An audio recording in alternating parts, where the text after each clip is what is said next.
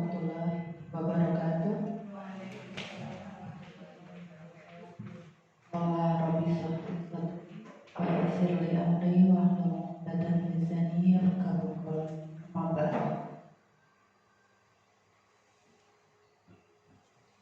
Yang terhormat Ibu Kepala SD Negeri Condong Campur, yang saya hormati rekan-rekan guru dari SD 1 dan 2 Condong Campur yang berbahagia. Pertama-tama telah kita panjatkan puja-puji syukur kehadirat Allah Subhanahu wa Ta'ala biqaulina tahmid alhamdulillahirabbil alamin, yang mana pada kesempatan siang hari ini kita dapat berkumpul bersilaturahmi dalam rangka penyebaran pemahaman dan pemaparan budaya positif di sekolah tanpa halangan suatu apa. Salawatullah, salamullah, marilah kita senantiasa panjatkan kehadirat junjungan kita beliau Nabi Agung Muhammad Sallallahu Alaihi Wasallam, yang senantiasa kita nantikan syafaat di yaumul qiyamah. Ya Rabbi. Bapak Ibu yang saya hormati, perkenan saya di sini selaku pembawa acara membacakan susunan acara yang akan kita lalui pada kesempatan siang hari ini. Adapun acara yang akan kita lalui yaitu 1. Pembukaan, 2. Menyanyikan lagu Indonesia Raya dan Himne Kebumen, 3. Sambutan Kepala SD Negeri Condong Campur, 4. Inti materi, 5. Lain-lain, dan yang ke-6 penutup. Mengingat waktu yang sudah cukup siang, marilah acara kita buka dengan bacaan basmalah bersama. Bismillahirrahmanirrahim. Semoga dengan bacaan basmalah tadi acara dapat berjalan dengan meningkat. Acara yang kedua yaitu menyanyikan lagu Indonesia Raya dan Himne. Kepada Ibu Sari dipersilakan. Hadirin dipersilakan berdiri.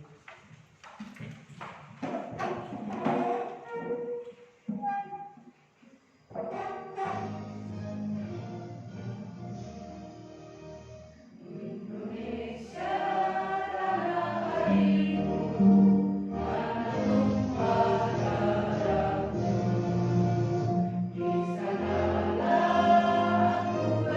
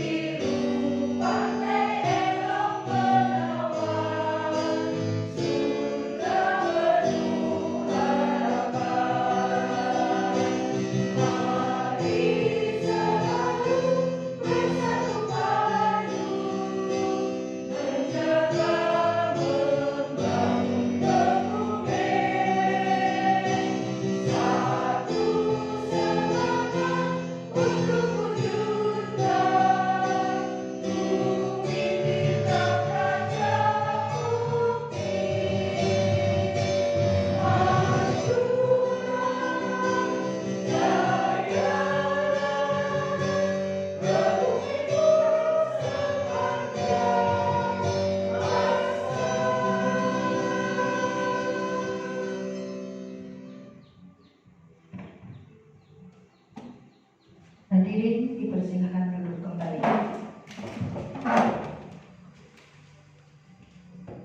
Acara yang selanjutnya yaitu sambutan Kepala di Condong Campur kepada Ibu Dunung Wiganti Sarjana Pendidikan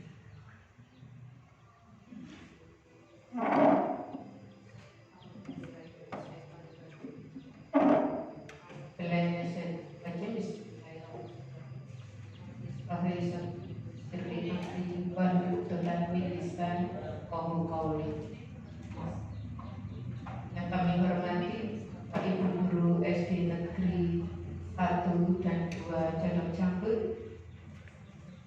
yang kami banggakan Ibu Setiawahyuni,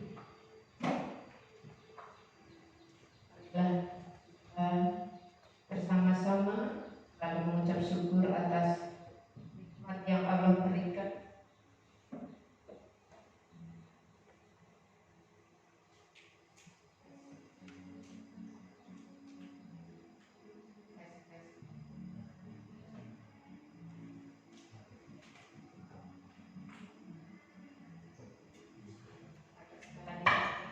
Kepada kita sehingga kita bisa berdiri kegiatan pada siang ini, yaitu tentang pemaparan tugas dari Bu Setiawahyuni yang terkait dengan PDB. Salawat dan salam yang kita selalu haturkan kepada junjungan kita Nabi Sallallahu Alaihi Wasallam maupun di akhirat.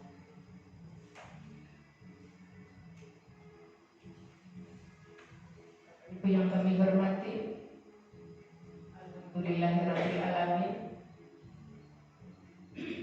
Condong, alhamdulillah dayanya untuk semoga kegiatan ini aksi nyata yang berhubungan dengan modul 1.4 budaya positif yang akan disampaikan oleh Ibu Yuni dapat berjalan dengan lancar, tidak ada suatu apa, dan tentunya yang lebih lagi kita bisa menerapkannya dalam keseharian di dunia pendidikan kita. Marilah kita mengikuti kegiatan ini dengan sebaik-baiknya, dan semoga kita bisa menerapkannya. Demikian yang dapat kami sampaikan. Wabillahi taufiq wal hidayah. Wassalamualaikum warahmatullahi wabarakatuh.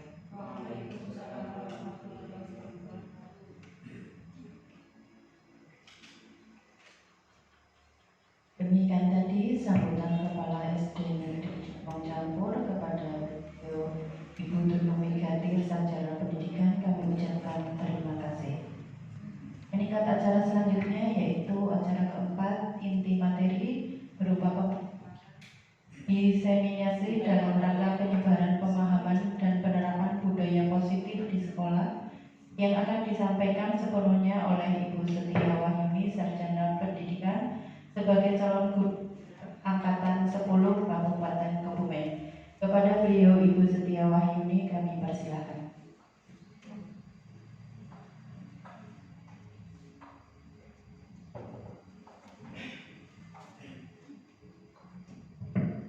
Bismillahirrahmanirrahim.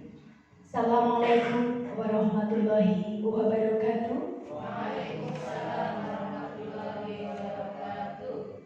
A'udzubillahi minasyaitonirrajim. Bismillahirrahmanirrahim. Alhamdulillahirabbil alamin. Asyhadu an la ilaha illallah wa asyhadu anna Muhammadar Rasulullah. Allahumma shalli ala sayyidina Muhammad wa ala ali sayyidina Muhammad. Qala rabbi shrah li sadri wa yassir li amri wahlul 'uqdatam min lisani yafqahu qawli.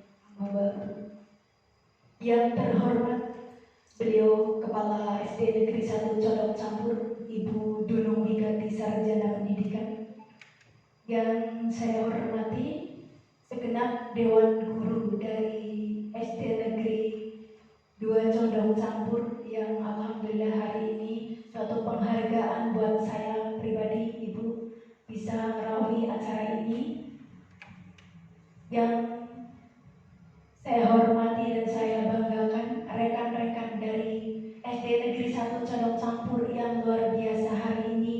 kita bisa berkolaborasi atas kesalahan teknik dan alhamdulillah dengan kerjasama akhirnya nano-nanonya hilang. Marilah Bapak Ibu semuanya kita selalu bersyukur karena pada siang hari ini kita bisa berkumpul dalam keadaan sehat walafiat dalam acara pemahaman dan penerapan budaya positif. Mudah-mudahan acara hari ini dapat berjalan lancar dan menghasilkan ilmu yang bermanfaat untuk kita ke depannya. Salawat serta salam marilah kita haturkan kepada junjungan Nabi besar Muhammad Sallallahu Alaihi Wasallam yang senantiasa kita nantikan syafaatnya kelak di yaumul kiamah, dan mudah-mudahan kita tergolong umat yang mendapatkan syafaat. Amin ya rabbal alamin. Bapak Ibu yang kami hormati, perkenalkan di sini saya berdiri di sini bukan bermaksud untuk menggurui Bapak Ibu, okay? Jadi di sini saya mengemban amanat dari fasilitator. Kebetulan ini modul 1 finishing dan ada satu tugas yang memang harus dipublikasikan. Kalau kemarin hanya foto-foto cukup, tapi sekarang harus didiseminasikan, artinya ada video.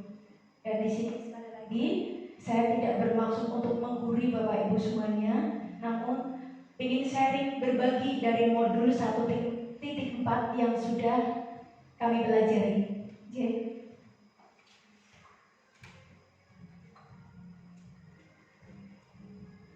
Sebelumnya perkenalkan, ini fasilitator kami. Beliau Bapak Ahmad Dimhari, sarjana pendidikan, magister psikologi, dan Ibu pengajar praktek Bu Hotimah, sarjana pendidikan. Adapun latar belakang dari aksi nyata ini, yang pertama adalah banyaknya murid yang kehilangan karakter positif dan disiplin. Yang kedua, murid tidak suka peraturan karena selama ini jika mereka melakukan pelanggaran maka akan mendapatkan hukuman. Setuju Bapak Ibu? Ya. Dan cenderung akan mempermalukannya. Selanjutnya, mempraktikkan intisari dari modul 1.4 tentang budaya positif yang sudah saya pelajari. Kemudian rancangan dan tindakan untuk aksi nyata ini. Yang pertama, tujuan dari kegiatan ini yang pertama memaplikasikan pemahaman konsep modul budaya positif dan implementasinya di kelas. Yang selanjutnya menciptakan motivasi intrinsik murid yang merdeka dan disiplin diri yang kuat. Kemudian menumbuhkan budaya positif di sekolah dengan meyakini nilai-nilai kebijakan universal. Tolak ukurnya yang pertama, terbentuknya keyakinan kelas melalui kegiatan kesepakatan kelas yang dilakukan guru dengan murid. Yang kedua, siswa mampu menerapkan dan menjalankan keyakinan kelas yang telah dibuat. Lini masa tindakan atau langkah-langkah yang sudah saya lakukan. Yang pertama, saya kemarin sudah menghadap beliau Ibu Kepala Sekolah terkait pentingnya penanaman budaya positif dan keyakinan sekolah atau kelas, serta meminta izin untuk mendiseminasikan kepada rekan-rekan guru. Yang kedua, mengumpulkan rekan-rekan guru. Alhamdulillah hari ini kita bisa berkumpul bersama untuk melakukan diseminasi terkait pemahaman budaya positif, keyakinan sekolah ataupun kelas, dan segitiga restitusi. Yang ketiga, membuat keyakinan kelas. Yang keempat, observasi tentang budaya positif disiplin dengan menggunakan segitiga restitusi. Yang kelima, refleksi dan umpan balik. Dukungan yang dibutuhkan, yang pertama izin pelaksanaan dari kepala sekolah.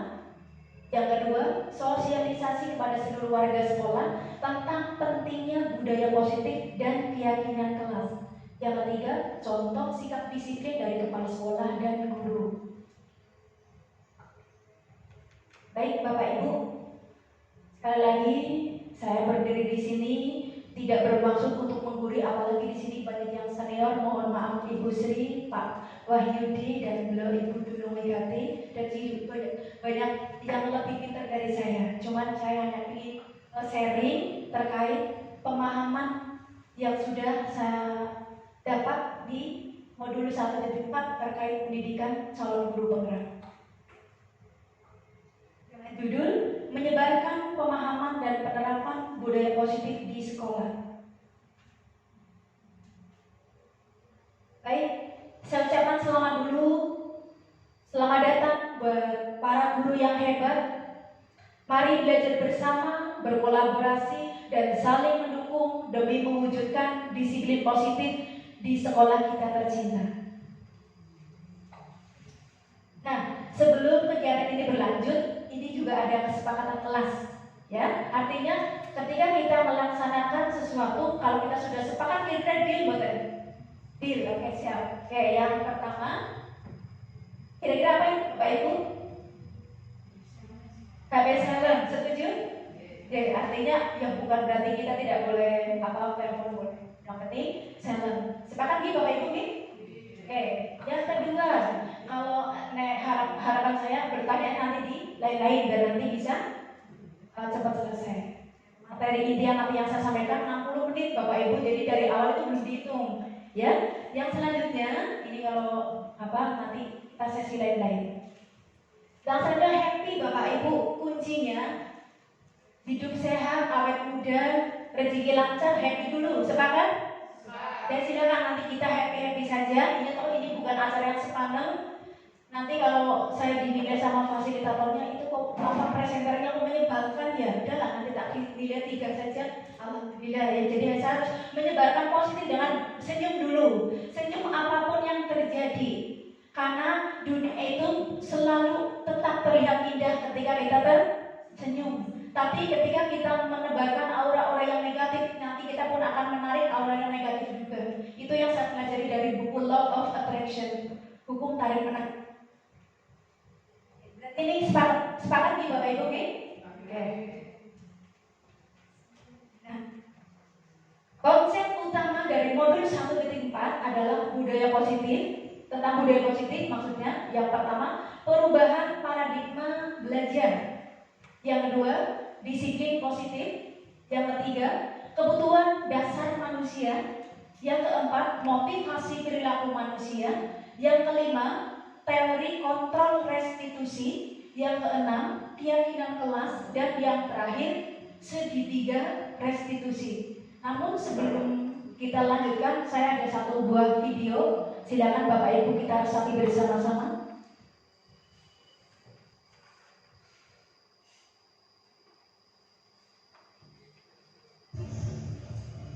Maaf Pak, saya terlambat.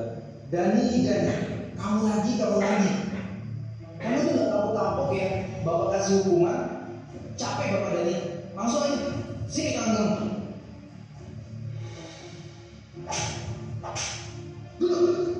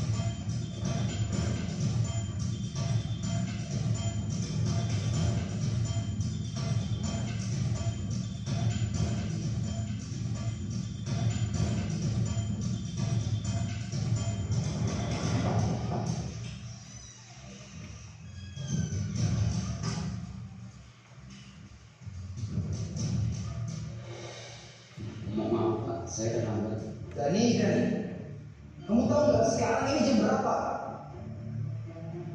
Jam 1 siang Pak. Dan kamu tahu kan jam Bapak itu mulai jam berapa? Jam setengah 1 siang Pak.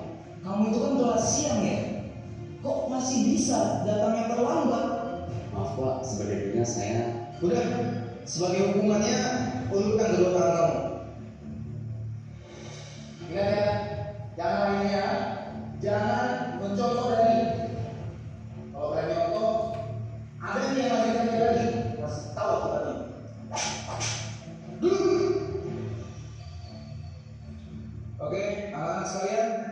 Buka halaman 120. Silakan kalian baca dulu tuh bab 2. Bila ada yang ingin ditanyakan, langsung tanyakan kepada Bapak.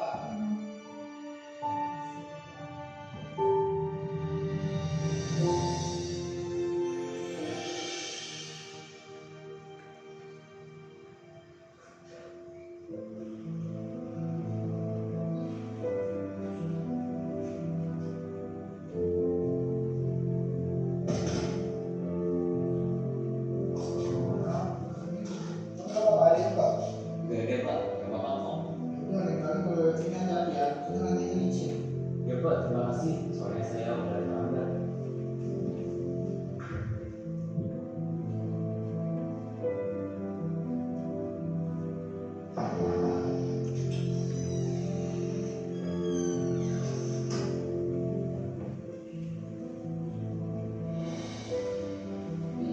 Maaf Pak, saya terlambat. Dani lagi. Kenapa ya? Kamu ini kok gak bisa jadi anak disiplin seperti yang lainnya? Dani, teman-teman kamu nih yang lain bisa datang tepat waktu. Bahkan ya, setengah jam sebelum jam Bapak mulai, mereka sudah datang. Maaf Pak, sebenarnya tadi. Udah gak? Dani, diam. Bapak gak mau dengar apapun alasan kamu. Kamu tahu kan? Harus apa? Sini, kedua tangan kamu. Dani, dengar ya. Kalau kamu masih aja datang lambat, Bapak gak akan segan-segan untuk selalu melakukan ini sama kamu setiap hari. Dan ini berlaku buat semuanya. Dengar ya? Duduk. Ya sudah, yang lain perhatikan kembali. Kita lanjutkan pelajaran yang sebelumnya.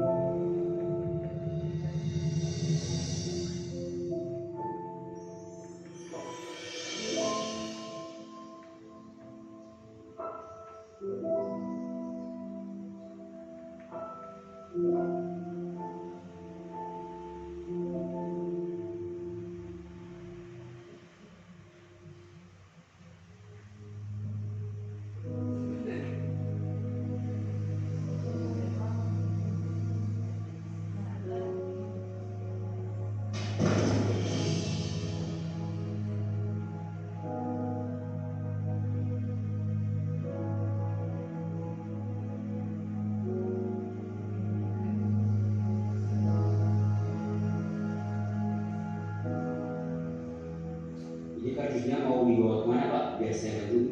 Udah, nggak usah deh. Bapak bisa kok sendiri. Tapi Pak, Bapak kan habis jatuh. Nggak apa-apa, Bapak masih kuat kok. Tadi lagi siang aja kepleset.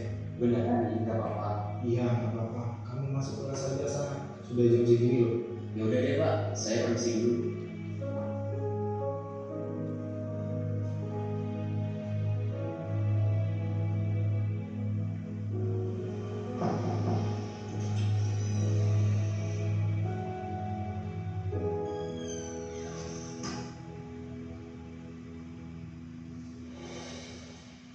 Maaf Pak, saya terlambat. Dani, kamu lagi. Kamu itu nggak kapok-kapok ya, Bapak kasih hukuman. Kamu itu kan masuk siang loh. Kok bisa sampai terlambat seperti ini loh? Maaf Pak, saya. Udah, capek Bapak Dani. Langsung aja, sini kamu.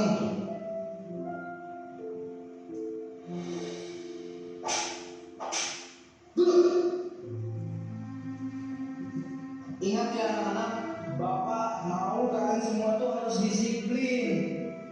Jangan mencolok Dani. Datang ke sekolah seenaknya aja. Datang terlambat. Gimana kamu sukses nantinya? Gak akan bisa sukses kalau seperti itu ke depannya.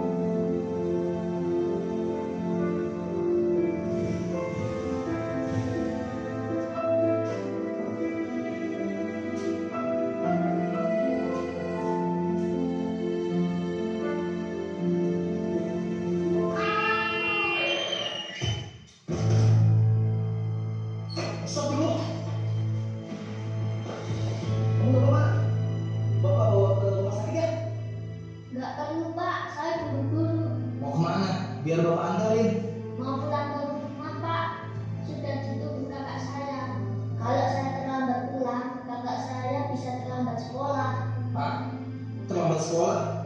Saya pulang dulu Pak. Assalamualaikum. Ya udah, Bapak temenin kamu pulang ya. Ya.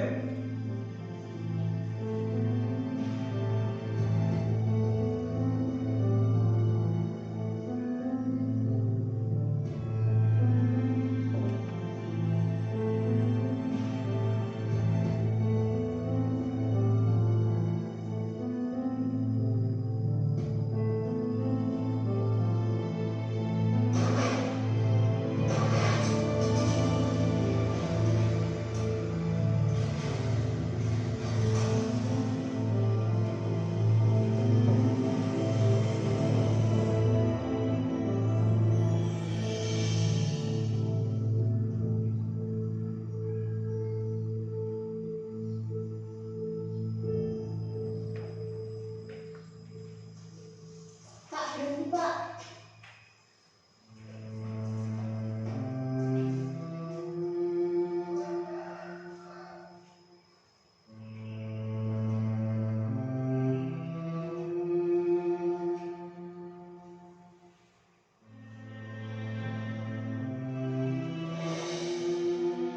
Maaf ya terlambat.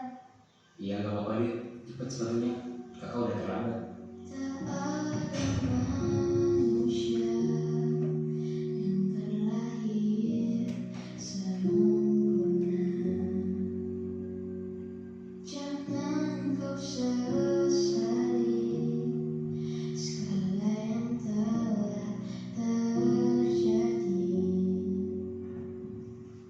Ini Kak sepatunya.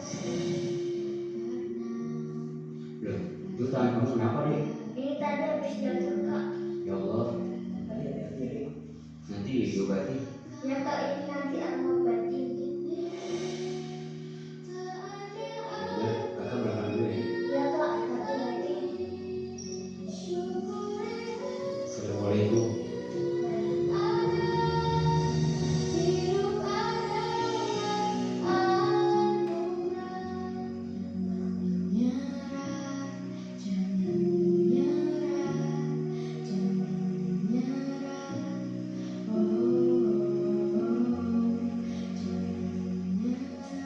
Mari Pak. Ya, jadi.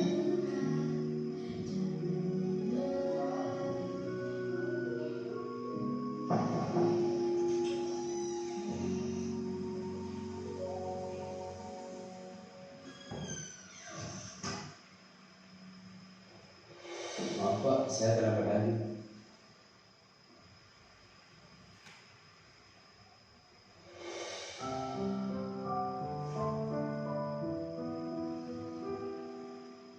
Mas Dani, maafkan Bapak ya. Karena Bapak udah berprasangka buruk sama kamu dan tidak mau mendengarkan sedikit pun penjelasan dari kamu.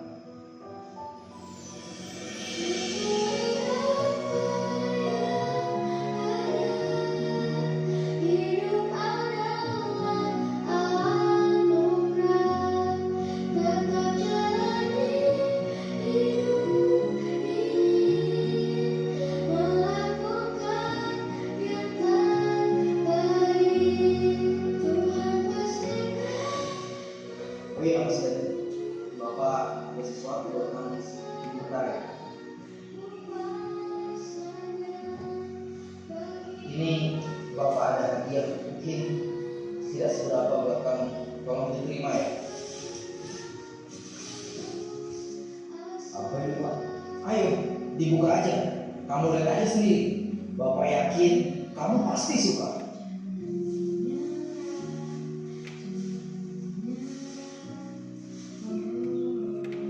Wah, ini sepatu sekolah.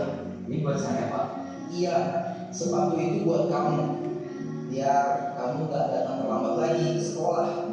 Alhamdulillah. Terima kasih ya Pak. Saya janji tidak akan terlambat sekolah lagi. Iya, Bapak juga ucapkan terima kasih.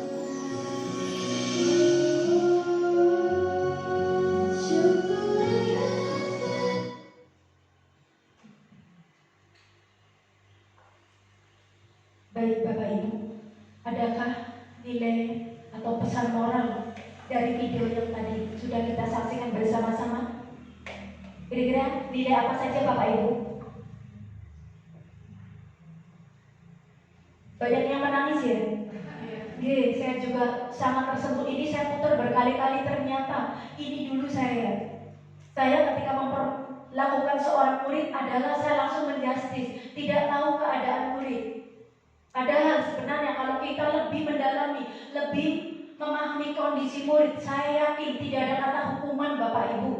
Kita semuanya bisa. Nah, di modul inti 1.4 inilah bagaimana kita melahirkan dan menciptakan motivasi intrinsik tanpa adanya paksaan ataupun rasa takut pada diri murid. Ya, jadi di sini diharapkan setelah kita bersama-sama mempelajari modul 1.4 ini, nanti kita bisa menerapkan bagaimana caranya kita menciptakan sekaligus melahirkan motivasi intrinsik anak untuk disiplin tanpa harus adanya nanti guru hukum untuk push out, untuk mengerjakan PR 2 kali lipat atau 10 kali lipat atau berdiri di depan upacara, di depan lapangan upacara. Ini tujuannya seperti ini Bapak Ibu.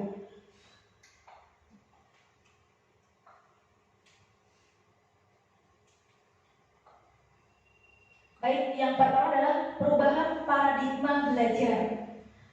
Pembelajaran dengan paradigma baru dirancang berdasarkan prinsip pembelajaran yang terdiferensiasi sehingga setiap siswa belajar sesuai dengan kebutuhan dari tahap perkembangannya untuk mewujudkan profil pelajar Pancasila. Nah, ini di sini kalau dari modul yang saya serap, pembelajaran yang terdiferensiasi itu kira-kira apa Bapak Ibu? Yang berfokus pada kebutuhan anak, ya. Karena setiap anak ini pembelajaran terdiferensiasi ini mengakui bahwa setiap anak memiliki kebutuhan dan kemampuan yang berbeda-beda. Beda dengan metodenya. Metodenya bisa dengan bervariasi. Kalau istilah itu, kalau dulu waktu saya sekolah pakem, pembelajaran kreatif, efektif dan menyenangkan. Nah, dengan adanya perubahan paradigma belajar ini diharapkan nanti akan tercipta profil pelajar Pancasila. Apa kira-kira Bapak Ibu? Profil pelajar Pancasila ada berapa? Yang pertama, beriman dan bertakwa kepada Tuhan Yang Maha Esa serta berakhlak mulia. Yang kedua, berkebinekaan global. Yang ketiga, bergotong royong. Yang keempat, mandiri. Selanjutnya, berpikir, bernalar kritis. Yang selanjutnya adalah kreatif. Ini tujuannya Bapak Ibu. Jadi dalam kita menerapkan pembelajaran terdiferensiasi sesuai dengan kebutuhan anak, ya, mengedepankan kebutuhan anak, berpihak pada anak. Kalau sekarang berpihak pada anak, anak adalah bukan objek tetapi subjek. Anak itu adalah pelaku. Kita sebagai fasilitator, bukan hanya kita. Kalau model saya dulu, saya ceramah, menerangkan, murid mengantuk. Tapi sekarang murid yang menemukan. Jadi harapannya seperti itu.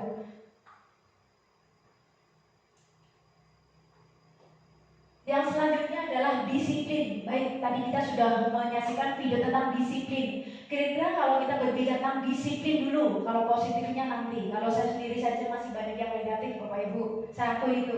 Kalau disiplin sendiri, kira-kira kita mengartikan apa nih, Bapak Ibu? Tepat waktu, bagus sekali. Ada lagi tepat waktu. Oke, bisa dibilang tepat waktu lagi.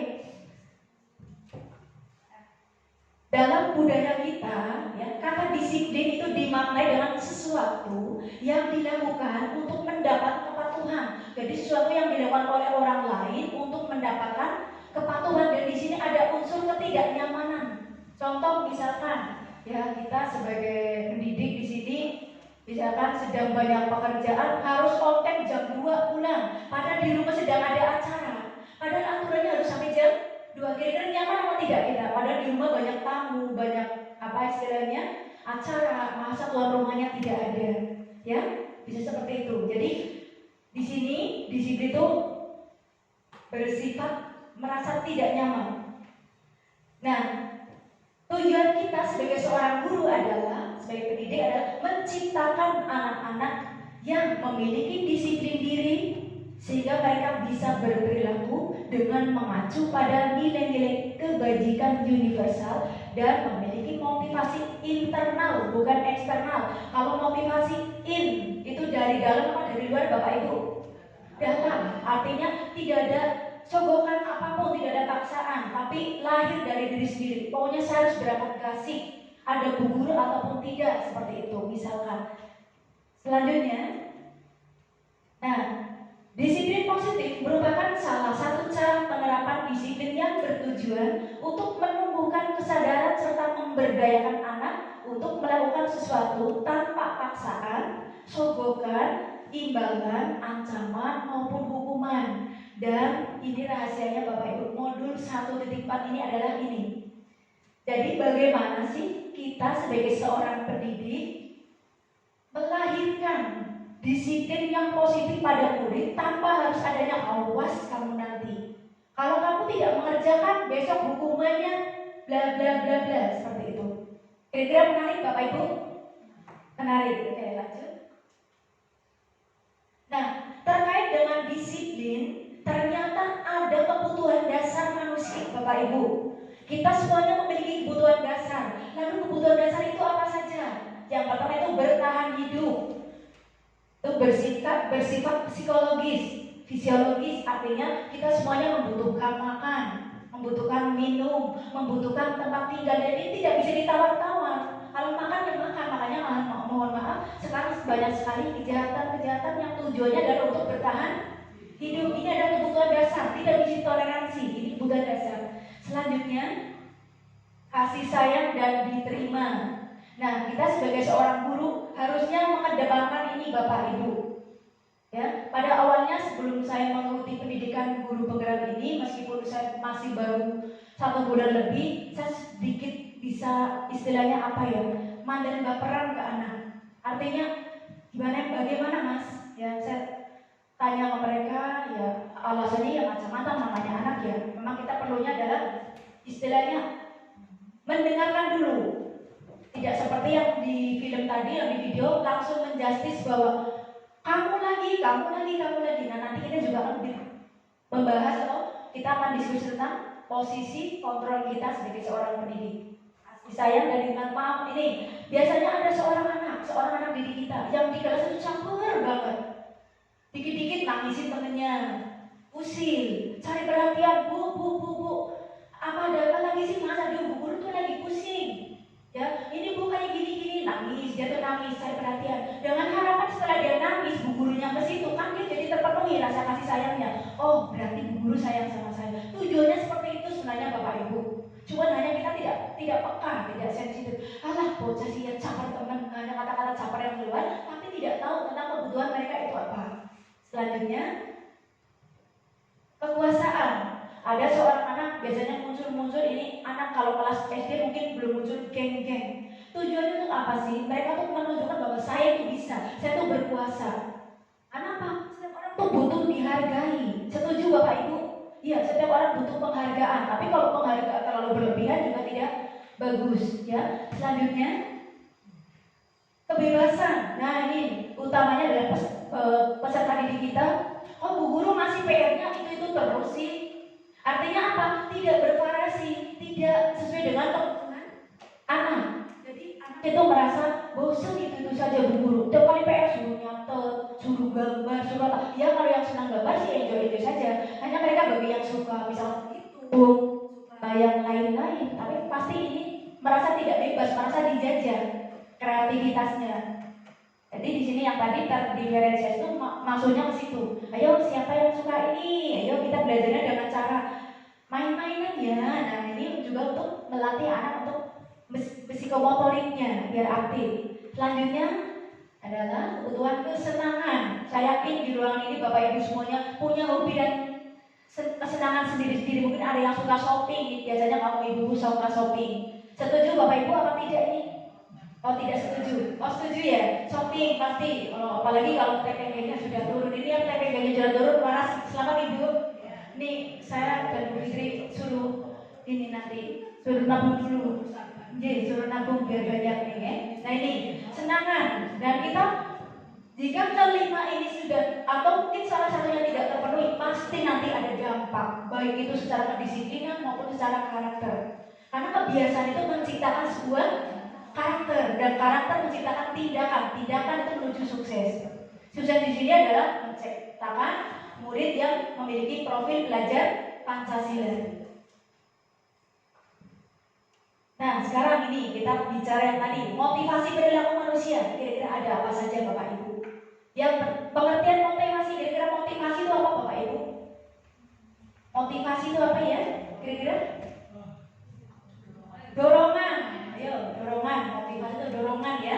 Motivasi adalah dorongan yang timbul pada seseorang tanpa sadar ataupun tidak sadar untuk melakukan sesuatu tindakan dengan tujuan tertentu. Motivasi, misalkan contoh, misalkan seorang anak, misalkan ini, saya mau pakai ikat rambut lah, biar nanti dipuji sama bu guru, biar dibilang wah cantiknya pakai ikat rambut. Sampai di sekolah bu gurunya cuek-cuek saja, kira-kira anak itu jengkel apa seneng? Aduh, bu guru tadi nggak memuji saya loh. Berarti dia tidak merasa terpenuhi ya, sampai yang lain pusing, jitak sana, jitak sini. Pusing, kamu ini kenapa sih sebenarnya ya? Bu guru capek sama kamu. Nah itu kata-kata itu biasanya yang sering keluar. Nah setelah modul ini, Bapak Ibu, mari kita sama-sama menerapkan disiplin positif dengan unsur intrinsik, motivasi intrinsik. Tanpa harus saya takut dengan Bu Isro, saya takut dengan Bu Fitri, atau saya takut dengan Pak Yudi. Biasanya ini yang menjadi faktor utama permusuhan. Bapak Ibu, dihukum muridnya, gurunya dipenjara. Betul? Iya, seperti itu. Karena ini kendala ini. Motivasi anak itu apa? Cari perhatian. Oh tadi mungkin ada anak yang bolos. Ini loh aku hebat, bolos saja aku tidak dihukum. Karena apa? Orang tua aku punya kuasa. Seperti itu ya. Lalu apa saja motivasi?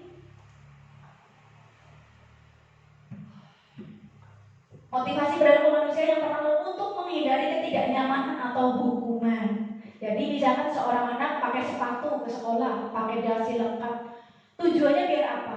Bisa jadi anak itu adalah biar saya tidak dihukum. Mana syukur godasi, kongo sepatu lengkap, konek guru ada upacara, jadi nek orang menggo lengkap kon push up. Biasanya sering kata-kata seperti itu ya Bu, kata-kata fisik. Hukuman fisik di kon push up, di kon hubungi lapangan. Kalau pelajaran olahraga mungkin tidak apa-apa, tapi kalau pelajaran di kelas disuruh hukum push up, kita nanti yang kasihan ke anaknya Bapak Ibu. Satu, mentalnya jelas down. Yang kedua, dibully temannya kamu supaya malah bulan deh. Bukan berarti dia jadi jerak, malah besok bisa terulang lagi. Karena dia ada motivasi secara ekstrinsik atau eksternal, ya. Akhirnya karena tidak nyaman di dalam. Saya udah pakai sepatu udah, tidak ada. Saya pakai sepatu kan biar kaki saya tidak kena ini debu, biar kaki saya sehat, tidak ada motivasi. Coba kalau motivasi, nah, saya pakai sepatu biar rapi, biar tambah ganteng, biar tambah cantik, luar biasa Bapak Ibu. Iya, jadi ada nilai yang kita tujukan. Saya misalkan kita sholat sebagai orang Islam, kalau kita hanya takut surga neraka itu tidak akan nyampe Bapak Ibu. Tapi kalau kita minta ridhonya Allah, kita insya Allah mengikuti ikhlas tanpa adanya paksaan. Aduh, kayak jabro kadang-kadang kita merasa pun tidak tenang kalau meninggalkan. Ya, seperti itu. Yang kedua, untuk mendapatkan imbalan atau penghargaan dari orang lain. Contoh, bagi anak-anak yang terbaik nanti bu guru kasih hadiah. Kira-kira semangat atau tidak anak-anaknya? Semangat sekali Bapak Ibu. Tapi ternyata ini motivasinya juga masih dari luar, belum dari dalam. Ya, yang selanjutnya adalah untuk menjadi orang yang mereka inginkan dan menghargai diri mereka sendiri dengan nilai-nilai yang mereka percaya atau yakini. Contoh misalkan polisi, polisi bisa kita pakai helm. Tujuannya pakai helm kira-kira untuk apa Bapak Ibu? Keselamatan. Kita sudah yakin kalau tidak pakai helm nanti kemungkinan tidak selamat. Ya, ada keyakinan seperti itu Pak. Itu kan sebagai sampel saja nih, hanya sampel saja. Kita sudah yakin kalau kita misalkan naik manjat pohon, kita nanti bisa terjatuh. Ada keyakinan nanti kalau manjat pohon kalau tidak hati-hati bisa jatuh. Ada keyakinan ini. Jadi di sini ya harapannya dengan penyebaran dan penerapan budaya positif ini nanti diharapkan kita sebagai seorang guru bisa melahirkan anak yang memiliki motivasi secara intrinsik. Kira-kira yang merupakan motivasi ekstrinsik nomor berapa saja Bapak Ibu? 1, 2. Kira-kira yang terbaik mana? Intrin nomor berapa itu? Nomor 3, betul sekali.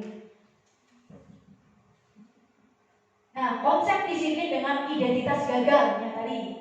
Jadi kita menciptakan anak dengan ada 2 identitas. Yang pertama gagal. Loh, kok gagal? Yang pertama maksudnya bagaimana sih? Bersifat tidak terencana. Kok tidak terencana? Ya, secara tiba-tiba. Atau bersifat satu arah tanpa melalui kesepakatan. Sebagai contoh tadi, ya, seorang anak yang mungkin kalau saya sendiri sebelum saya mengikuti pendidikan calon guru penggerak ini, saya aturan kelasnya ini berupa aturan Bapak Ibu, dan tidak ada kesepakatan. Mas, kamu tidak pakai sepatu, tidak baca aturan kelas ya? Itu dibaca, dipahami, dipraktekkan. Bocah ya, wis diomongin pisan pindho ora manut-manut. Dan ternyata itu tidak ada kesepakatan sebelumnya. Baik anak-anak, ayo kita lihat aturan kelasnya. 1, datang tepat waktu. Ayo kira-kira manfaatnya apa kalau datang tepat waktu? Selama ini saya belum seperti itu, tapi mudah-mudahan Bapak Ibu sudah. Ya? Nah, konsepnya apa? Yang pertama adalah hukuman. Tadi kita sudah menyaksikan tayangan video Bapak Ibu. Kira-kira apakah betul yang pertama itu menyakitkan? Ya, alasannya tadi sudah dilihat di Bapak Ibu nih. Dengan dipukul secara fisik, dipukul dengan penggaris, menyakitkan. Apalagi dengan kata-kata verbal. Kamu ini ya sudah dikasih tahu kok, Allah Akbar, jangan tangannya apa sih ya? Bisa seperti itu. Ada loh guru yang seperti itu. Kamu sebenarnya itu mendengar punya telinga tapi tidak. Itu sakit loh Bapak Ibu. Kita mungkin tidak menyadari. Kita tidak pernah menyadari itu. Yang kedua, tidak nyaman.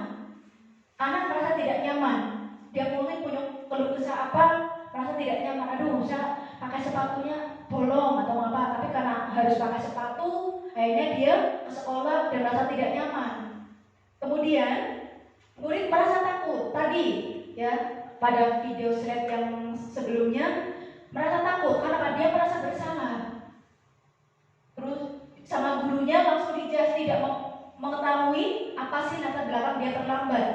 Sama halnya dengan kita, mungkin anak tidak mengerjakan PR, kita tidak tahu apa sih sebenarnya masalahnya, apa mungkin begadang, atau mungkin apa lupa, atau mungkin tidak ada kerjasama dengan orang tuanya. Kita langsung, wah maning ya orang gara PR, jadi keprisi, ke sekolah orang, udah tiba ngapa jadi ya, itu. Ya, selanjutnya adalah menyembunyikan masalah atau menyembunyikan kesalahan.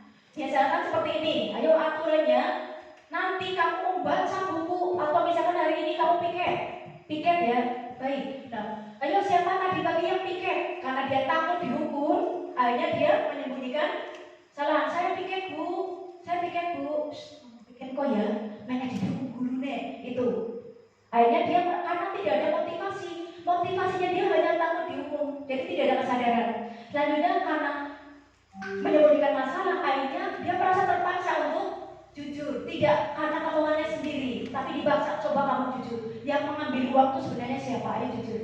Buat apa sih ngambil uang? Misalkan seperti itu. Ya. Kemudian murid menjadi rendah diri dengan dihukum, otomatis nanti banyak sekali pembulian berikutnya Bapak Ibu. Dan pembulian itu menjadikan anak minder, rendah diri, down. Bisa jadi dia besok lagi tidak datang. Karena apa? Dia merasa trauma, dibully sama teman, belum lagi tidak diterima oleh bu gurunya. Saya itu belum bisa menulis loh bu, kok kenapa saya tidak dianggap sama bu guru? Saya tuh ingin dimengerti bu. Tetapi kadang-kadang saya sendiri memperlakukan guru itu pokoknya kudu pinter. Ya itu, kesalahan kita seperti itu Bapak Ibu. Kemudian konsep disiplin gagal berikutnya dengan identitas penghargaan. Bapak Ibu, kabar buruknya, hukuman dan penghargaan juga efeknya luar biasa jelek dampaknya buat murid Bapak Ibu. Dampaknya apa saja? Yang pertama, tidak efektif. Halah, saya cuma kayak gini saja sudah dikasih hadiah. Ya. Yang kedua, merusak hubungan. Biasanya ada faktor iri. Oh itu terus ibu yang dikasih hadiah, terus saya kapan? Lah bu guru pilih kasih, masa kemarin aku dikasih termos, dia dikasih TV, misalkan, ya. Kemudian mematikan kreativitas yang harusnya anak itu bisa berkembang. Dan nanti kalau kamu bisa kenal belajar perkalian 10, nanti kamu saya kasih hadiah. Padahal sebenarnya kalau mereka itu dibiarkan untuk memberikan kebebasan, mereka itu bisa eksplorasi sesuai dengan keinginan mereka, tapi terhambat dengan itu penghargaan tadi. Dalam saat kayak gini saja sudah dikasih hadiah, itu dampaknya. Kemudian menghukum dengan sistem ranking. Saat ini kan ranking tidak diperbolehkan nih Bapak Ibu nih. Karena apa? Karena biasanya ini bisa menyebabkan anak itu jadi punya down. Kalau nanti orang tua gurunya itu nanti misalkan kasih ranking, anaknya pulang, ranking tidak boleh. Ranking selalu emang bodoh temen sih ya. Wih ajari kayak temen. Nah, orang tuanya pun bisa merasa gagal mendidik anak, bisa merasa aduh yang kurang apa maning ya Allah, jatuh anak bisa didik benar-benar seperti itu. Jadi dampak hukum penghargaan oleh Bapak Ibu yang penting tidak berlebihan ya. Kemudian merampas hak untuk menghargai dirinya. Contoh misalkan ada seorang anak misalkan dia berhasil memakai baju sendiri atau dia berhasil mengerjakan PR. Nanti kalau kamu bisa mengerjakan PR ini, nanti tak kasih es krim. Hore, saya dikasih es krim sama mama. Ya. Padahal yang namanya motivasi intrinsik bukan karena faktor ada hadiahnya, tapi dari kesadaran diri sendiri. Ya. Kemudian yang selanjutnya ada konsep di sini dengan identitas sukses. Konsekuensi, kebalikan hukuman adalah konsekuensi. Hukuman tadi memberikan istilahnya dampak verbal ataupun secara fisik. Konsekuensi itu apa sih? Konsekuensi itu kira-kira apa Bapak Ibu? Resiko ya, dampak. Ibaratnya ada take and give, ada memberi dan menerima. Apa sih maknanya? Sudah terencana atau sudah disepakati. Kemudian sudah dibahas dan disetujui. Nanti diharapkan dengan adanya keyakinan kelas nanti, dengan kita sama-sama membuat keyakinan kelas nanti, kita tahu, kita sudah mensosialisasikan bahwa ada konsekuensi dibalik keyakinan kelas yang sudah kita buat. Berarti di sini yang selanjutnya penguatan jarak jangka pendek. Namun di sini konsekuensi juga artinya di sini yang kedua sudah dibahas dan disetujui. Contoh ini, kalau ini aturan kelas, nih ini belum disetujui Bapak Ibu. Nih. Tapi kalau yang itu keyakinan kelas 6, ini dibuat secara bersama-sama Bapak Ibu. Ini sudah ada kesepakatan sebelumnya. Jadi deal or no deal. Oke, nanti kalau kamu tidak datang tepat waktu, berarti nanti kalau kamu lari atau membersihkan meja guru, itu berarti hukuman atau konsekuensi Bapak Ibu kalau sebelumnya sudah dikasih tahu. Konsekuensi. Tapi kalau misalkan tiba-tiba dia tidak memakai sepatu terus tiba-tiba suruh push up, itu hukuman apa konsekuensi? Hukuman seperti itu ya. Selanjutnya perlu monitoring berkelanjutan. Artinya kemarin anak misalkan di ruang kelas ada pembelajaran menumpahkan minuman teman. Kira-kira kalau dia membersihkan minuman yang ditumpahkan punya temannya, itu hukuman atau konsekuensi Bapak Ibu? Konsekuensi, betul. Nah ini juga perlu monitoring selanjutnya. Besok kalau dia menumpahkan minuman lagi, kira-kira dia responnya seperti apa? Sama pasti dia tuh. Artinya nih monitoring berkelanjutan. Tapi ini langsung satu kali langsung harus segitiga restitusi, tidak. Itu butuh proses ya. Kemudian murid menghargai peraturan. Dengan dia tahu konsekuensi, dia juga jadi tahu peraturan. Oh ya, saya harus pakai seragam karena nanti biar rapi, biar nanti saya dihargai loh. Cara orang Jawa itu ajining diri saka latih, ajining rogo saka busono. Kata-kata itu saya dihargai, baju saya, topi saya, kerudung saya seperti itu rapi, wangi. Misalkan kerudungnya disetrika, sepatunya disemir, atau anak mungkin sepatunya dicuci, kaos kakinya dicuci, itu nanti bisa menambah tingkat percaya diri anak Bapak Ibu. Itu konsekuensi. Kemudian identitas di sini sukses berikutnya adalah restitusi. Ya ini yang nanti kita akan bahas. Restitusi itu apa? Murid bertanggung jawab atas perilakunya. Jadi nanti murid yang mencari solusi sendiri Bapak Ibu, bukan gurunya. Bukan gurunya, ayo push up, bukan seperti itu. Yang selanjutnya fokus pada pemecahan masalah jangka panjang. Nah, kemudian murid menghargai dirinya dan orang lain. Jadi dengan restitusi ini nanti kita bisa fokus memecahkan masalah anak dengan malas belajar. Kita tinjau dulu masalahnya apa. Pasti ada motivasi tadi. Motivasi apa yang belum terpenuhi? Atau mungkin motivasi kasih sayang belum terpenuhi di rumah, tidak diperhatikan orang tuanya, atau di rumah dikekang, tidak boleh main, tidak boleh bermain macam-macam, itu kebebasan. Nah, dia atau mungkin di sekolah maunya sih saya pakai ini bu, penjumlahan cuma sama bu guru perkalian terus, saya sebel rasanya. Ya itu seperti itu ya. Kemudian teori kontrol dirinya sebagai pemegang kontrol, bukan orang lain. Dirinya lah yang sebagai pemegang kendali. Artinya saya yang membuat masalah, saya yang menyelesaikan masalah. Seperti itu Bapak Ibu. Kemudian murid bersemangat memperbaiki kesalahan. Dan setelah saya mempraktekkan segitiga restitusi ini Bapak Ibu, ternyata banyak hikmah yang saya ambil. Oh iya, ternyata di sini guru hanya bertanya saja kok. Tanya jawabnya apa? Nanti kita ada di slide berikutnya. Kemudian konsep disiplin dengan pendekatan restitusi, yaitu sebuah cara menanamkan disiplin positif pada murid. Ini ada satu cara lagi Bapak Ibu, selain hukuman dan konsekuensi, ada namanya disiplin dengan pendekatan restitusi. Lalu pendekatan restitusi itu apa sih? Nah ini kita proses menciptakan kondisi pada murid untuk memperbaiki kesalahan mereka sehingga mereka bisa kembali ke kelompok mereka dengan karakter yang lebih kuat lagi. Ini menurut Gaussen 2004. Kemudian pengertian restitusi menurut Kelsom ya.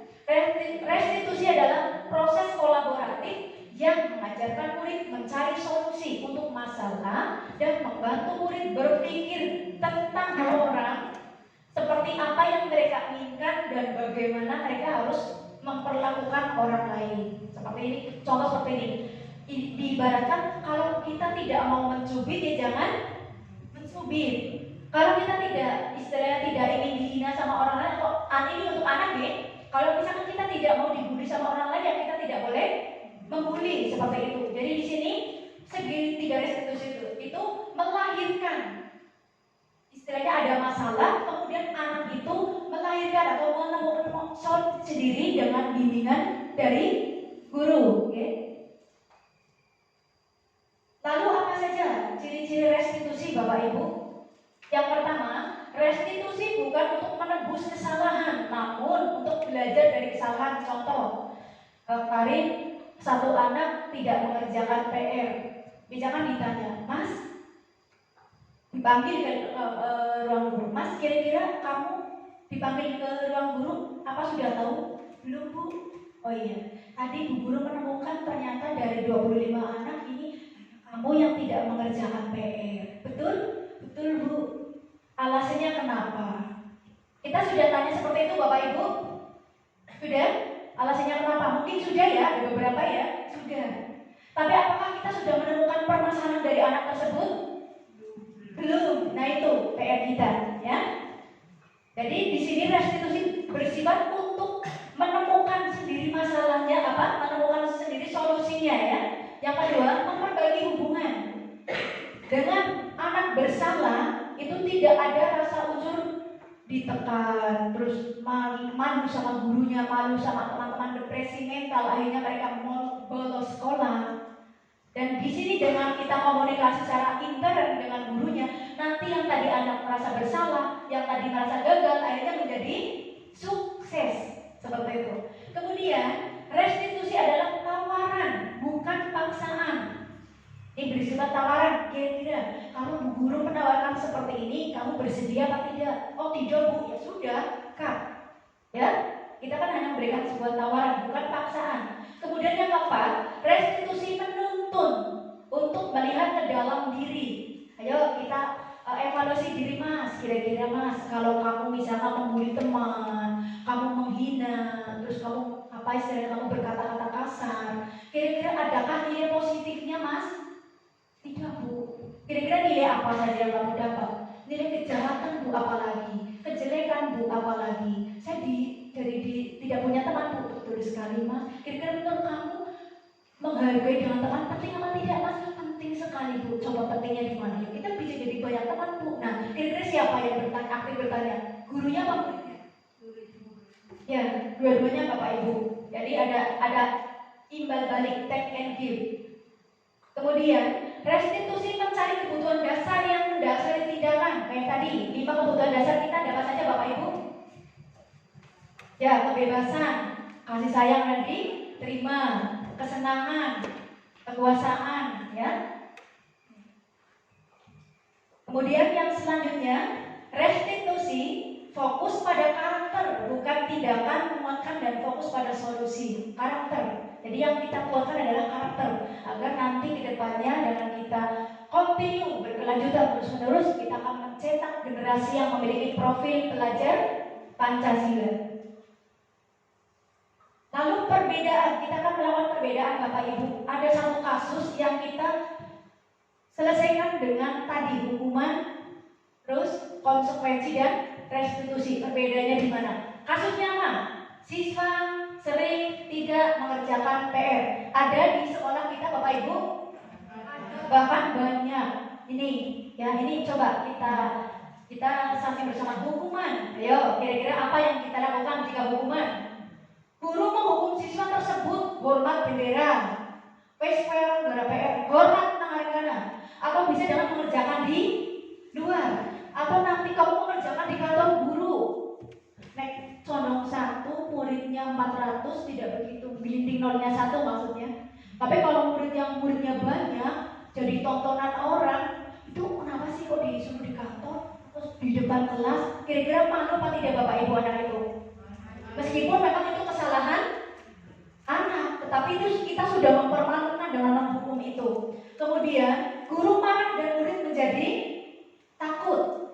Setuju atau tidak Bapak Ibu kalau dalam dihukum murid hanya takut saja? Kemungkinan kapok ada atau tidak? Ada, tapi sedikit, ya. Kemudian yang selanjutnya adalah konsekuensi. Tadi konsekuensi guru sudah memberitahu ke anak. Konsekuensinya apa, ya? Kalau misalkan kayak tadi contoh kasus menumpahkan minuman, ya dibersihkan, itu konsekuensi bukan hukuman. Misalkan pelajaran olahraga telat 10 menit. Kira-kira kalau seorang anak sedang pelajaran olahraga telat, terus disuruh lari keliling lapangan 10 kali, itu hukuman apa konsekuensi Bapak Ibu? 10 kali. Kalau hanya 2 kali, ya konsekuensi. Ya, tergantung ya. Nah, guru memberikan konsekuensi untuk mengerjakan PR-nya saat istirahat atau di luar atau dikerjakan 3 kali lipat.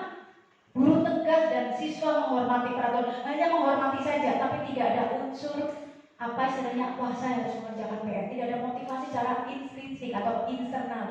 Dengan restitusi, guru menanyakan keyakinan keras. Ayo, kalau kamu tidak mengerjakan PR, kalau kamu malas-malasan belajar, kira-kira sudah sesuai dengan keyakinan kelas kita kan belum? Kira-kira anak jawabnya apa? Belum Bu. Ayo kira-kira dengan kamu tidak mengerjakan PR, keyakinan kelas apa yang sudah kamu langgar?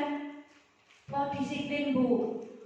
Oh betul sekali disiplin. Kira-kira menurut kamu Mas Dani, disiplin penting apa tidak Mas? Penting sekali Bu. Kalau disiplin kan kita bisa jadi ngatur waktu, bisa tidak membuang waktu, pekerjaan juga tidak menumpuk-numpuk, terus kita bisa menghargai, bisa peduli dengan orang luar biasa. Tepat sekali Mas, dengan kita disiplin, kita jadi lebih bisa mengatur waktu, pekerjaan pun tidak menumpuk. Seperti itu ya. Dan kemudian membantu menyelesaikan masalahnya.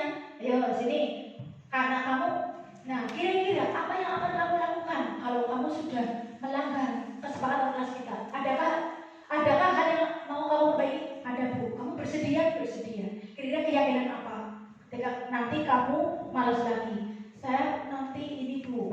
Oh iya ini belum alasan kamu malas kenapa? Saya nonton TV Bu, begadang, nonton HP, sampai saya ketiduran. Hanya saya tidak mengerjakan PR. Alasannya dulu, nanti. Nah ini, dengan kita tanya jawab, otomatis ada unsur keterbukaan antara siswa dan guru. Kemudian mereka juga saling menghormati. Oh iya, ternyata disiplin itu penting. Kenapa? Saya sudah tahu manfaatnya. Bahwa ternyata manfaat disiplin. Kalau kita tidak disiplin, pekerjaan menjadi semakin menumpuk seperti itu. Nah, kita akan berbicara tentang 5 faktor seorang guru pada segitiga restitusi Bapak Ibu. 5 faktor restitusi. Yang pertama sebagai apa Bapak Ibu? Penghukum. Ya, penghukum. Nah, kalau penghukum tadi pada video tadi kira-kira Bapak guru yang Pak guru itu tadi yang Pak Ganteng ya menghukum Dani, kira-kira dia banyak menghukumnya atau banyak apanya Bapak Ibu? Menghukum kira. Nah, kira-kira kita di ruangan ini berada di posisi yang nomor berapa Bapak Ibu?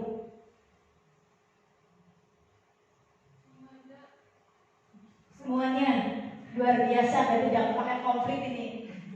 Ya. Ya, 1, 2, betul Bapak Ibu. Penghukum, karena kamu tidak mengerjakan PR, kamu push up sekarang. Kamu lari kamu keluar bersihkan WC.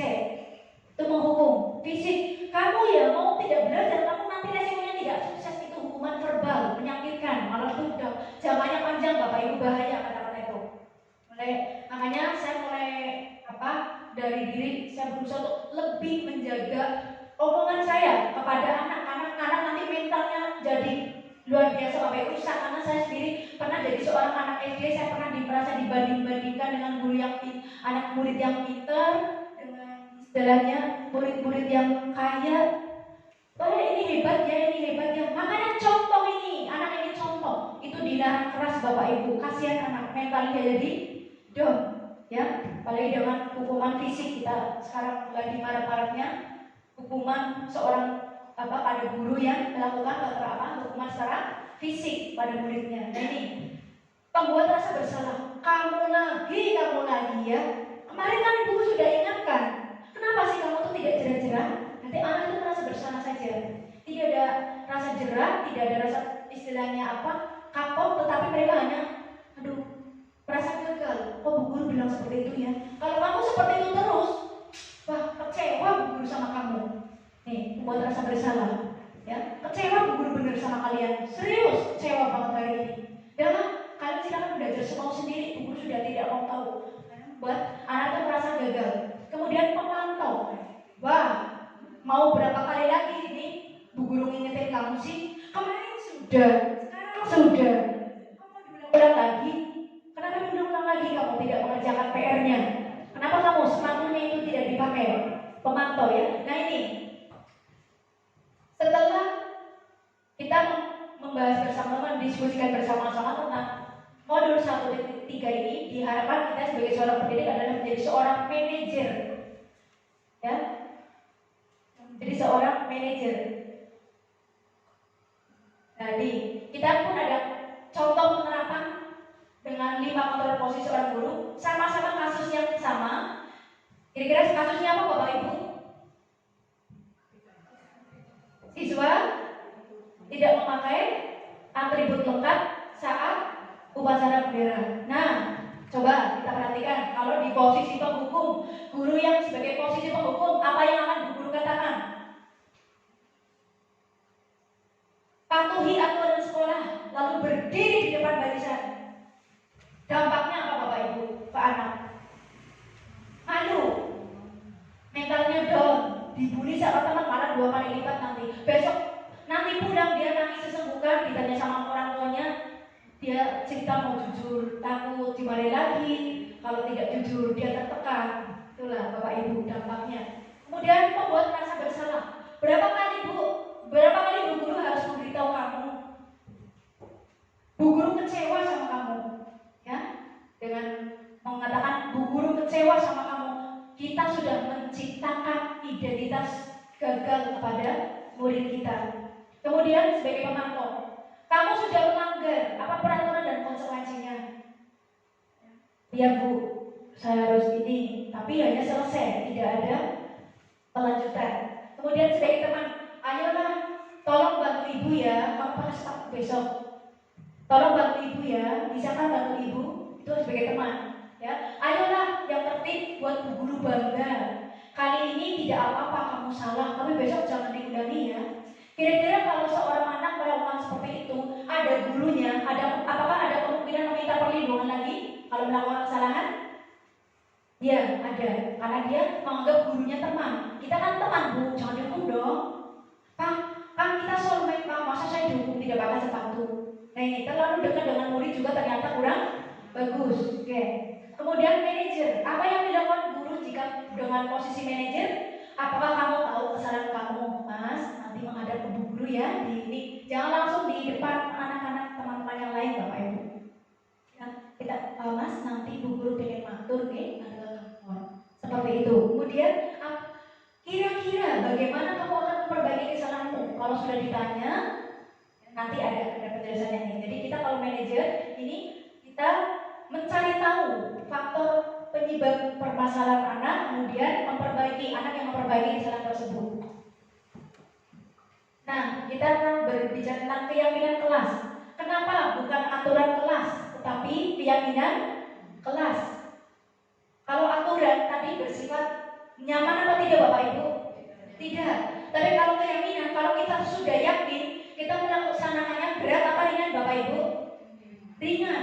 Kita sudah yakin kalau pakai helm nanti kita selamat. Kita ringan, tidak terus helm abot teman sini dia yang pengen pekan yang helmnya apa sih sepatu ini padahal kalau kita sudah yakin dengan pakai sepatu kita jadi nyaman kakinya, dengan memakai helm kita juga jadi terlindungi kepalanya. Nah ini mengapa keyakinan kelas, mengapa tidak beratur? Satu, mengapa kita memiliki peraturan penggunaan helm pada saat mengendarai kendaraan roda 2 atau sepeda motor? Ada nilainya, Bapak Ibu? Apa nilainya? Nilai apa dengan kita memakai helm? Ya? Disiplinan, apalagi? Keselamatan, apalagi? Tertib, betul. Oke. Selanjutnya, mengapa kita memiliki peraturan tentang penggunaan masker dan mencuci tangan setiap saat? Nah ini, terutama ini kita di rumah ini. Setiap kali kita mau makan, yakin kalau tidak cuci tangan pasti rasanya ya ada risi-risi bagaimana ya. Apalagi kalau sudah cium tangan dengan kelas 1 nih, biasanya mohon maaf Budar. Biasanya kan ada anak yang tahu diri Bu, kalau cium tangan kan ininya ada imusnya. Kayak gini kan? Nambah-nambah. Nah, saya suka mengingatkan, Mas, kalau cium tangan itu di mana? Di hidung, Bu. Itu tahu diri anaknya. Ya, jadi itulah yang namanya keyakinan. Keyakinan itu meskipun kita itu tidak ada orang lain, ya, kita tetap cuci tangan. Kita mau makan tetap cuci tangan karena ada unsur nilai kesehatan, kenyamanan, kebersihan. Kita ingin sehat. Seperti itu Bapak Ibu. Ya. Nah ini contoh keyakinan kelas 6, mohon maaf tidak jelas karena tadi saya pakai spidol. Tadi ini pembuatannya udah kemarin udah. Dokumentasinya memang. Nah ini, lalu kegiatan kita apa saja? Yang pertama, kita akan melakukan kesepakatan. Kesepakatan apa di luar kelas yang sering dilanggar? Misalkan tidak mengerjakan PR.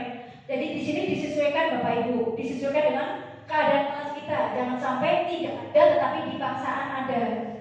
Nah ini kegiatan yang pertama adalah mensosialisasikan tentang keyakinan kelas dan anak boleh menempel dengan keyakinan yang mereka tulis.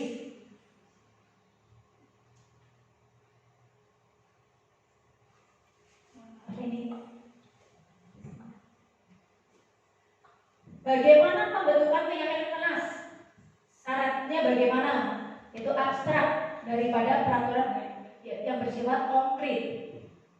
Berupa pernyataan-pernyataan universal. Kemudian dibuat dalam bentuk positif. Jadi di sini dari ilmu atau buku yang saya pelajari tentang buku berpikir positif, hindari kata-kata jangan, tidak, akan, bukan. Ya, jadi ke anak kalau mau menerapkan sugesti positif ke anak, hindari kata jangan, tidak, akan. Saya kasih bocoran satu Bapak Ibu. Kebetulan saya di sini ada komunitas yaitu Hipnoterapis Indonesia PKHI ya. Jadi ada istilah hipnoparenting di mana di sini ada satu solusi untuk menyelesaikan anak, yaitu tanpa ada unsur paksaan, ada unsur ancaman, tetapi anak dengan sadar sendirinya. Tapi ini juga sifatnya hanya yang mau saja Bapak Ibu. Kalau tidak mau ya tidak bisa. Jadi harus ada komunikasi secara face to face ya. Tapi luar biasa dampaknya Bapak Ibu. Kalau anak yang mengendaki, nah ini satu. Jadi di sini ya dalam dibuat positif jangan ini. Tidak boleh terlambat. Kira-kira kalimatnya diubah menjadi apa Bapak Ibu? Datang tepat waktu. Ya, datang tepat waktu. Kemudian tadi hindari kata-kata jangan bolos. Hindari kata-kata negatif, jangan bolos. Misalkan saya yang ini sudah karena ini punya putra yang anaknya 7 tahun, yang 7 atau 12 tahun ke bawah, Bu, ini ada satu. Jadi ketika nanti anak mau tidur, ya, itu teman saya yang namanya Dokter Fauzan Asmara, beliau itu seorang dokter dan anaknya itu di hipnoterapi, empat-empatnya dokter, jadi dokter semua tanpa tes di kedokteran Universitas Gadjah Mada Yogyakarta. Seperti itu. Jadi kekuatan pikiran kita itu luar biasa Bapak Ibu, bisa istilahnya membentuk karakter seseorang jadi lebih positif. Nih, dari kata tidak, jangan, bukan, mulai hari ini dan seterusnya saya rajin belajar. Mulai hari ini dan seterusnya saya fokus belajar. Seperti itu. Dan ini kalau memang Bapak Ibu mau, ini bisa dipraktekkan Bapak Ibu. Misalnya nanti kira-kira anaknya sedang tidur menuju kayak lir-lir gitu ya Pak. Kalau sih udah ya Pak ya.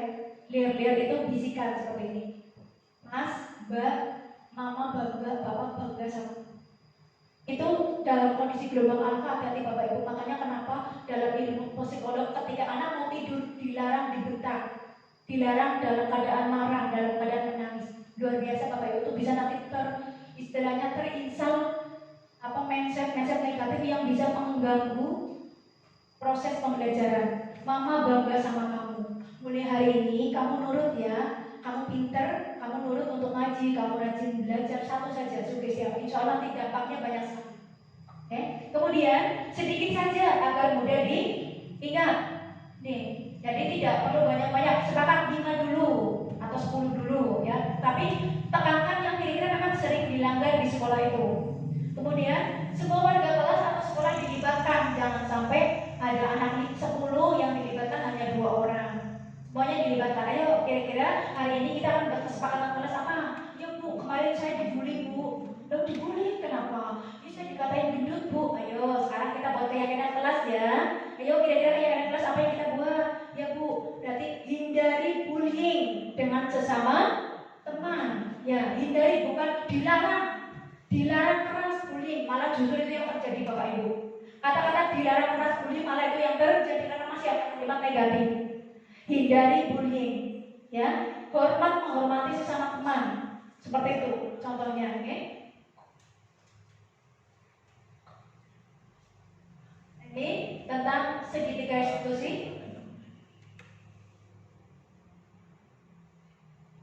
Apa saja segitiga institusi tadi Bapak Ibu? Yang pertama adalah menstabilkan identitas, ya. Segitiga restitusi itu ada 3 macam. Yang pertama tahapannya ada 3 macam. Yang pertama menstabilkan identitas. Yang kedua validasi tindakan yang sama. Kemudian yang selanjutnya adalah menanyakan keyakinan.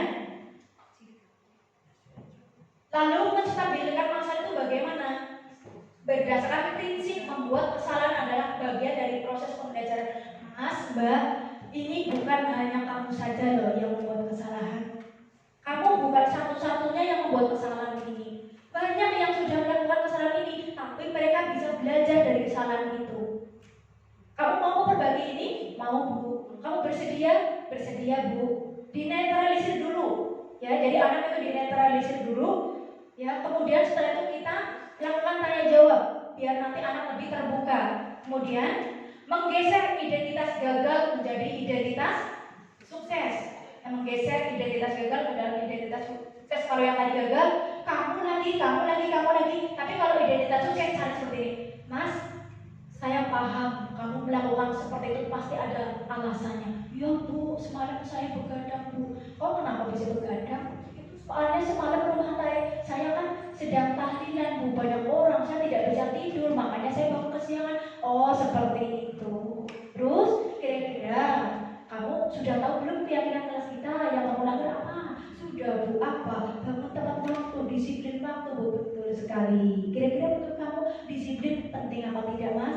Mbak, penting Bu, pentingnya apa? Ya, tanyakan dulu anaknya seperti ini. Nah, kira-kira kamu mau memperbaiki kesalahan ini, Mas? Mau Bu, bersedia? Bersedia. Kira-kira apa yang akan kamu lakukan? Saya bangun, saya tidur tepat waktu Bu.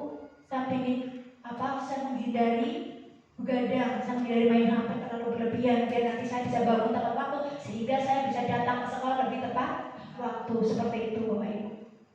Jadi menstabilkan identitas dulu. Jangan sampai kamu tahu saya panggil di sini ada alat kenapa? Saya tuh capek ya sama kamu ya. Dia buka kamu terus gitu loh.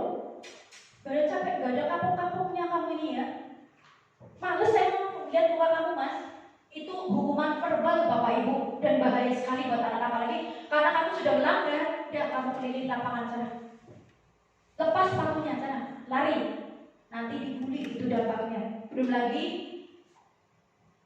hal-hal lain yang berkaitan dengan mentalnya dia pasti lebih menyakitkan. Kemudian yang kedua, validasi tindakan yang salah.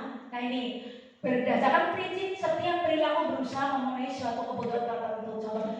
Nah kira-kira kamu ya bangun kesiangan, kamu bertengkar tadi misalkan sama Siti, kamu kenapa sih? Itu tadi Bu, orang buku saya dirobek sama Siti Bu. Terus apa yang kamu lakukan sama Siti?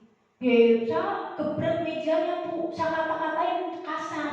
Wah, Bu Guru paham sekali Mbak, apa yang kamu lakukan.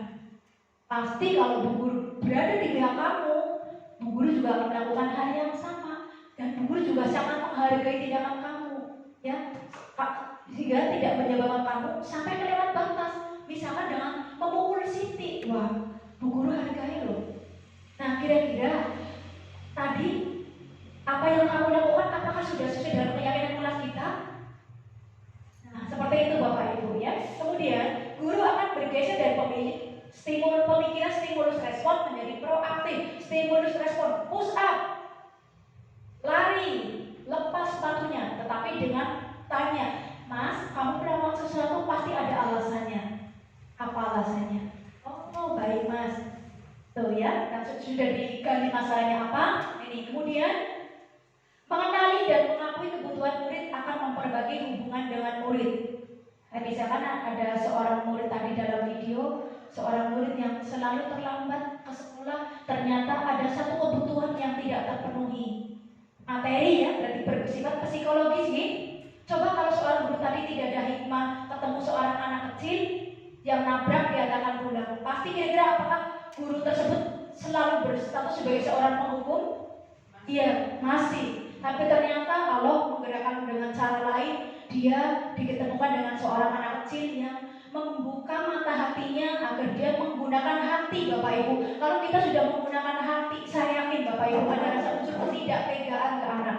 Ya ini, ya. Jadi bisa memperbaiki hubungan. Yang tadinya anak merasa bersalah, ketemu sama gurunya, Mas, Bu Guru paham.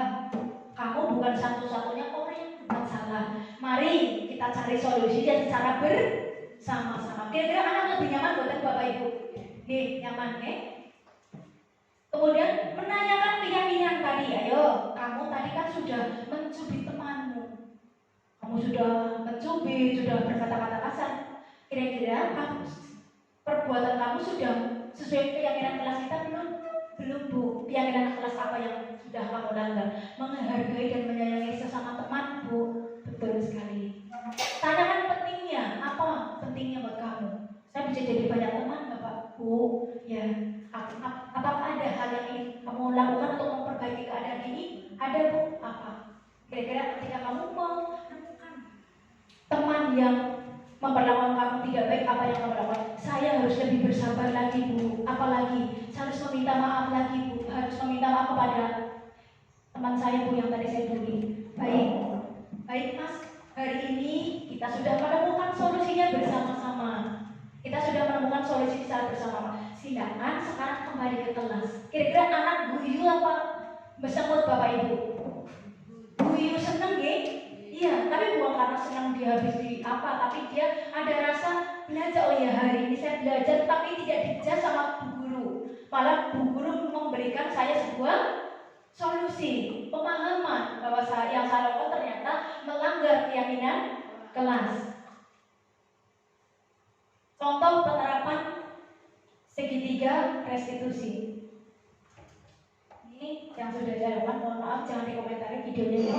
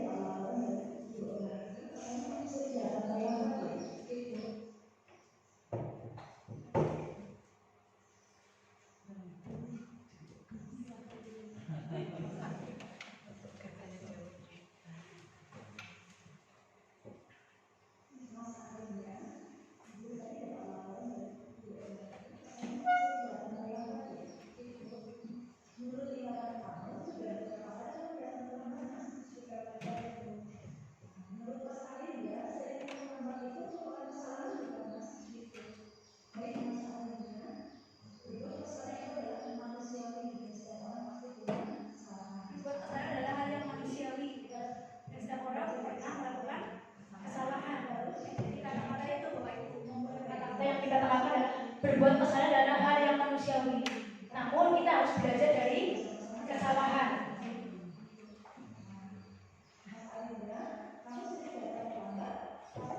Nah, kita tanyakan dulu alasannya kenapa anak itu terlambat. Anak begadang, sering nonton HP sehingga bangun kesiangan. Ternyata anak juga sudah tahu kesepakatan apa yang telah dia langgar.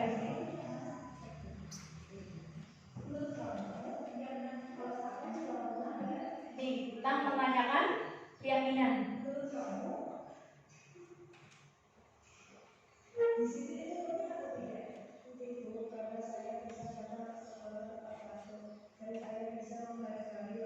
Nah, anak yang proaktif untuk menjawab pertanyaan tentang apa yang harus dia lakukan dan ide-ide apa yang harus dia tanamkan ketika dia melanggar sebuah disiplin. Ya.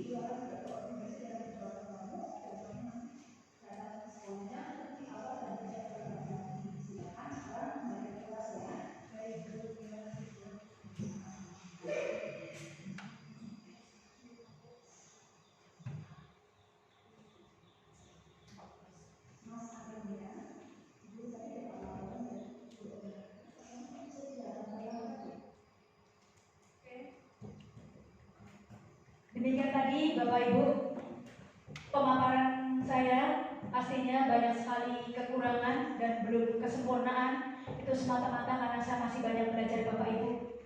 Dan dari saya apabila banyak kesalahan, saya mohon maaf yang setulus-tulusnya.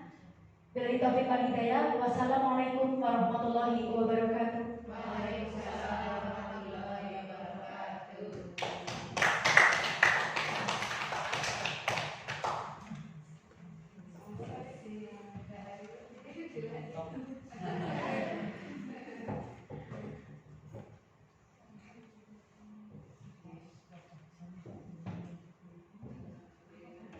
Demikian tadi inti materi dari modul 1.4 yaitu budaya positif di sekolah yang telah disampaikan oleh beliau Ibu Setiawati Sarjana Pendidikan dengan sangat menarik dan bahagia.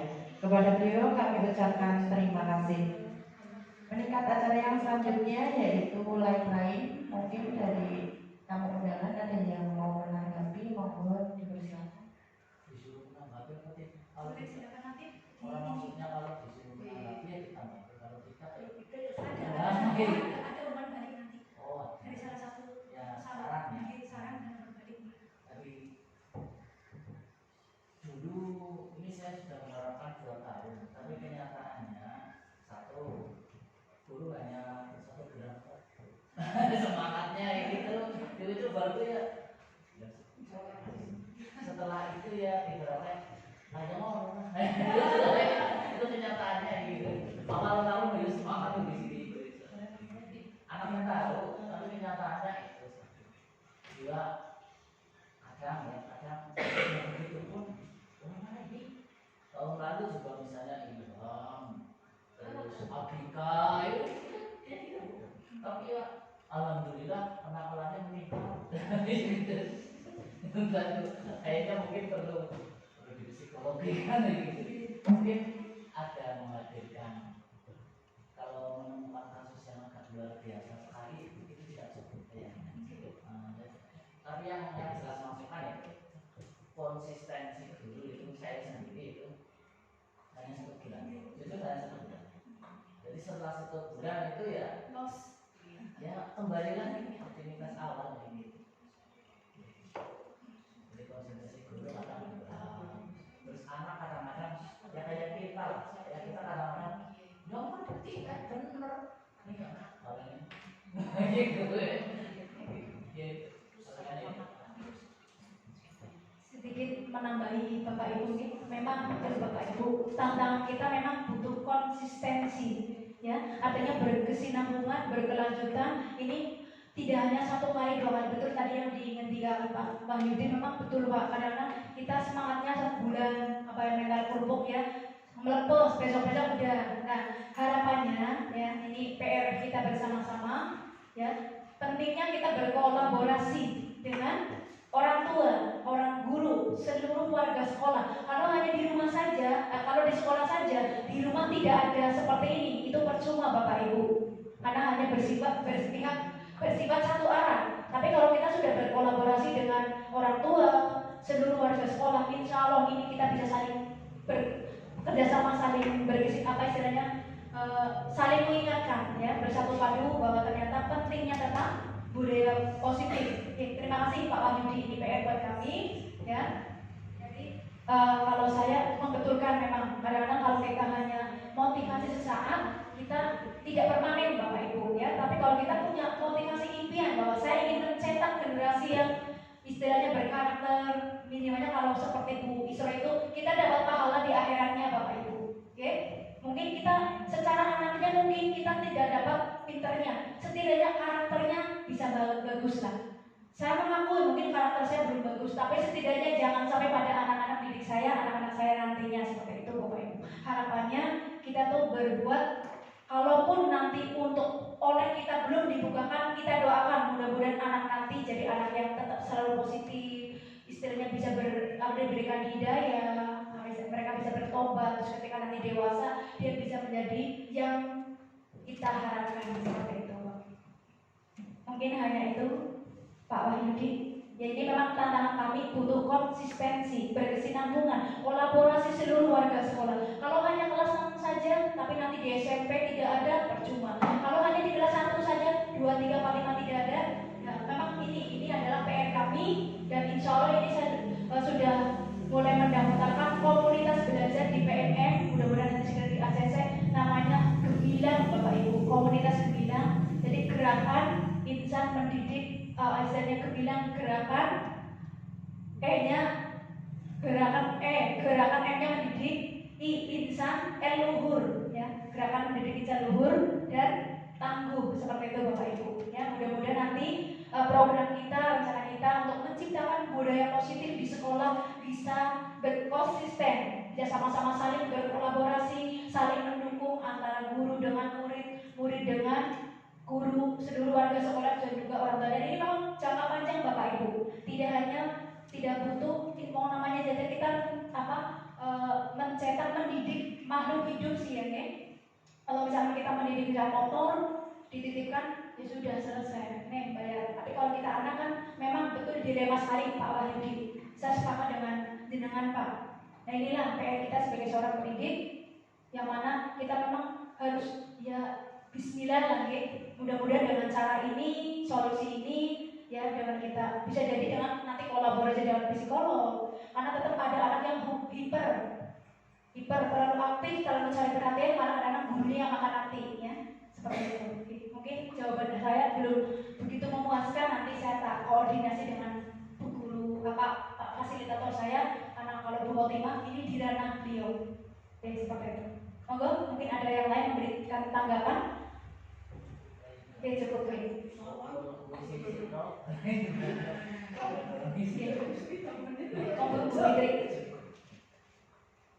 Terima kasih kepada Pak Wahyudi dan Bu Yuni atas tanggapannya. Karena yang terakhir yaitu penutup, namun sebelum acara ditutup, saya selaku pembawa acara sekali kekurangannya, saya mohon maaf yang setulus-tulusnya. Marilah kita tutup acara pada siang hari ini dengan hamdalah bersama.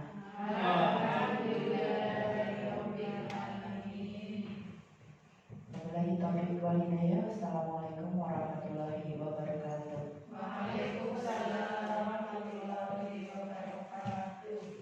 Assalamualaikum warahmatullahi wabarakatuh. Saya Kepala Sekolah SD Negeri 1 Condong Campur. Alhamdulillah pada hari ini sudah terlaksana penyampaian modul 1.4 oleh Bu Setiawahyuni, diseminasi dalam rangka penyebaran pemahaman dan penerapan budaya positif di sekolah itu ternyata luar biasa Bapak Ibu. Semoga semua sekolah nanti ke depan bisa menerapkannya dalam kehidupan, dalam dunia pendidikan, sehingga anak-anak menjadi anak-anak yang luar biasa sebagai penerus bangsa. Terus maju, guru penggerak Indonesia untuk Indonesia maju. Terima kasih. Assalamualaikum warahmatullahi wabarakatuh. Bismillahirrahmanirrahim. Assalamualaikum warahmatullahi wabarakatuh. Saya Isra Hidayatun, guru pendidikan agama Islam dan budi pekerti SD Negeri 2 Condong Campur. Alhamdulillah tadi telah mengikuti diseminasi dalam rangka penyebaran pemahaman dan penerapan budaya positif di sekolah ya bersama Ibu Wahyuni. Alhamdulillah saya bersyukur sekali telah mengikuti kegiatan diseminasi ini karena banyak sekali ilmu baru yang saya dapatkan. Saya berharap nanti saya dapat mempraktikkan di SD Negeri 2 Condong Campur mengenai disiplin positif dalam kaitannya mata pelajaran pendidikan agama Islam dan budi pekerti, dan bisa berkolaborasi dengan guru-guru yang lain di SD Negeri 2 Condong Campur. Terima kasih. Demikian, Assalamualaikum warahmatullahi wabarakatuh.